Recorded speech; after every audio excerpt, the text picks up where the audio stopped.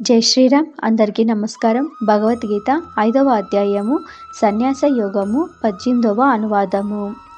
తమ అజ్ఞానం జ్ఞానం చేత నాశనమైనప్పుడు పండితులు తత్వం ఎట్లా చూస్తారు?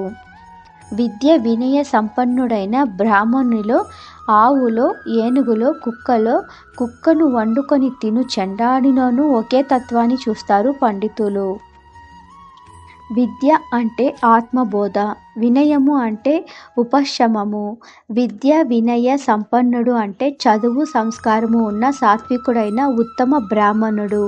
అటువంటి బ్రాహ్మణులోనూ అంత సంస్కారము లేని రాజస స్వభావం కల మధ్యమైన ఆవులోను, కేవలం తామస స్వభావం కల ఆదమైన ఏనుగు వంటి వాటిలోను, కుక్కలోను, కుక్కను వండుకొని తిను చండాడిలోను ఒకే అవిక్రియ బ్రహ్మమును అంటే సత్వాది గుణాలు చేత వాటి వల్ల కలిగే సంస్కారాల చేత, అట్లాగే రాజస తామస సంస్కారాల చేత ఎంత మాత్రము అంటరాని బ్రహ్మమును చూచే సమదర్శులను పండితులు అని అర్థం. జై శ్రీరామ్.